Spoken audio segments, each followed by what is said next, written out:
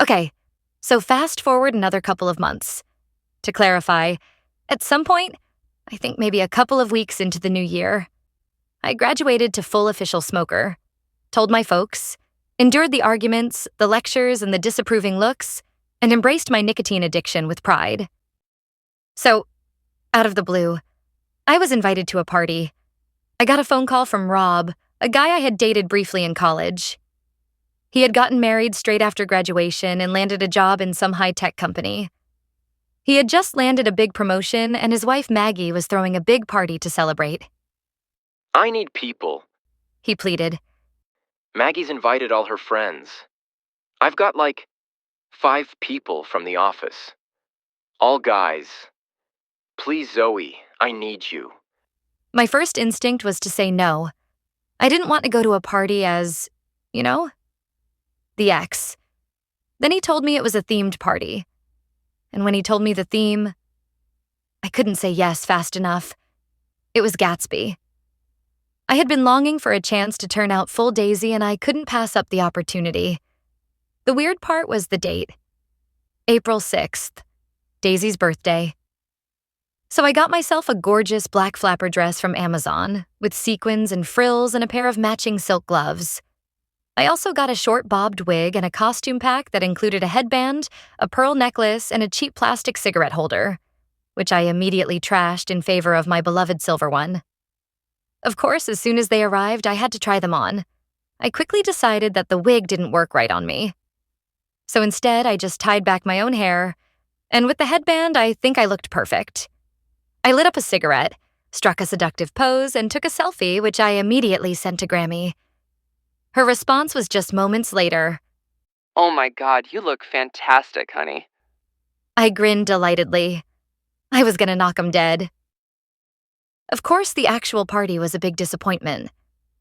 Mostly. Okay. So everyone had dressed up, with varying degrees of success. There were clearly far more flappers than Gatsby's, but most of them had just gone for the same cheap fancy dress costume. That plastic cigarette holder was everywhere, except for a couple of girls who had adopted that telescopic monstrosity that Audrey Hepburn had used in Breakfast at Tiffany's. Wrong movie, wrong era, just wrong.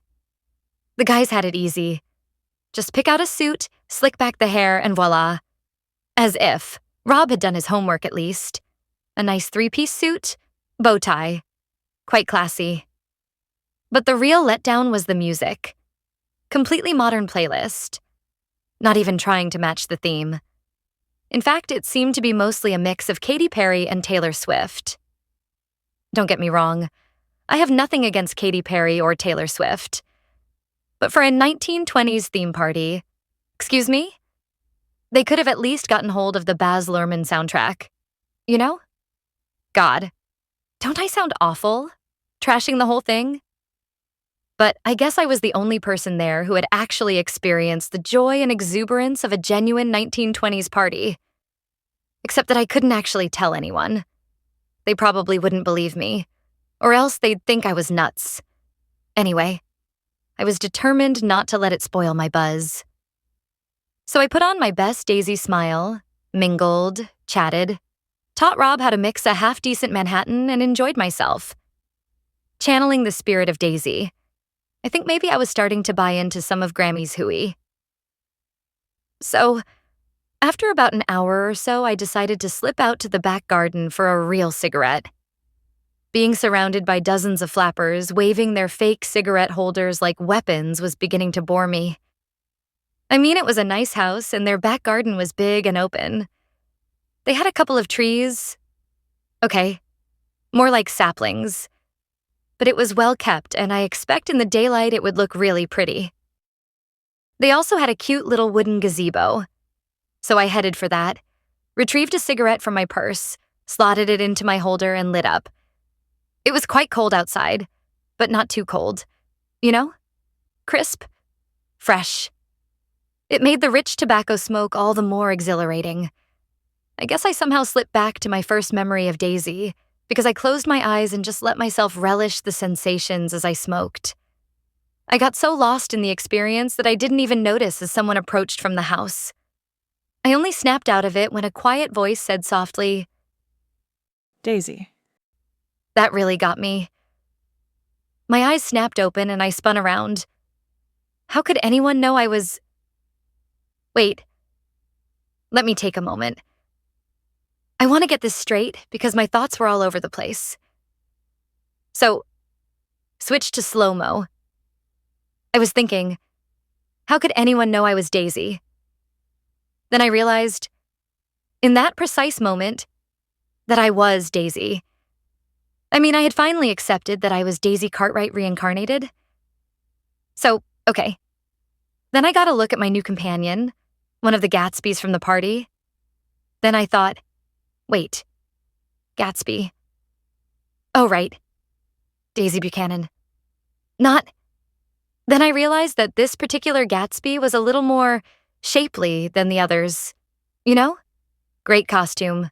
Period 3-piece suit, bow tie, pocket watch. The whole deal. Red hair, slicked back and tied in a small bun. She was a girl, and quite pretty too. So anyway, back to real time.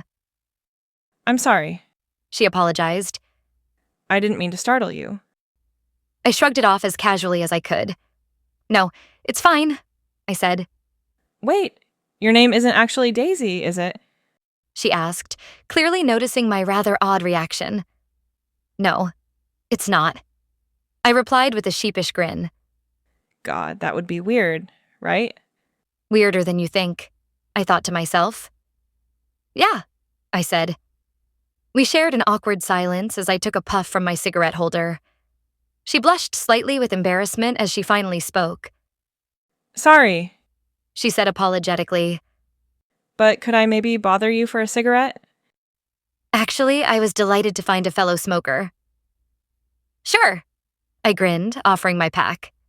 She took a cigarette and I crushed out mine, taking a fresh one and inserting it in my holder.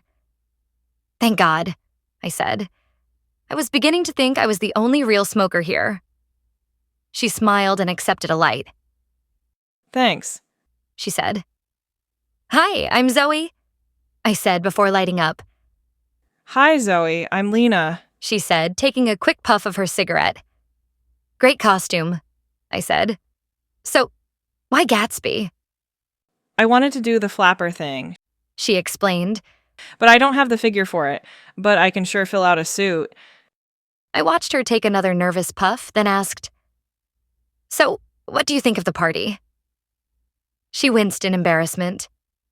I'm sorry. She said. The costumes are fine, I guess, but the music... They couldn't get a Baz Luhrmann soundtrack? I chuckled. I was thinking the same thing, I told her. So, are you a friend of Maggie? No. She replied sheepishly. Actually, Rob invited me. Oh, I was surprised. So, how do you know Rob? She blushed and replied, This is going to sound crazy. Rob is a regular in the coffee shop where I work.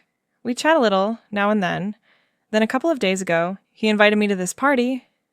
And you accepted? I replied incredulously. Just like that? I had to. She explained. He gave me a $50 tip. Damn, I exclaimed. $50? I should have held out. She laughed. You should have. I bet you'd have easily made 100, at least. That cracked us both up. We chatted for a while, and I decided that I really liked Lena. She was smart and funny. She had a dry sense of humor, much like my own, and she was great company. We finished our cigarettes, and she eagerly accepted another. I don't think either of us was particularly inclined to rejoin the party inside. We were quite happy where we were. Then, as we finished and crushed out our cigarettes, she turned to me and said, Well, I don't think the music is going to get any better. But what do you say? Want to cut a rug? I was a little taken aback. What? Out here? Sure. Looks like we've got the place to ourselves. I still held back.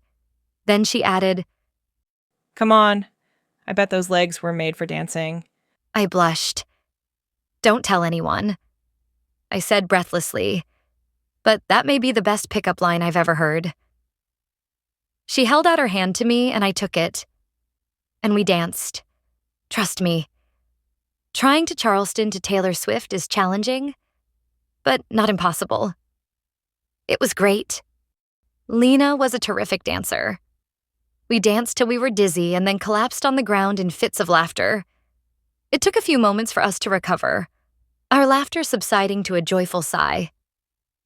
I looked at her. She looked at me. Then I got an idea. "Wait right here," I said, getting to my feet. "I'm gonna get us some drinks. Have you ever tried a Manhattan?" She shook her head. I grinned and waltzed into the house in search of Rob and the drinks cabinet. When I returned, armed with 2 killer Manhattans, Lena was gone.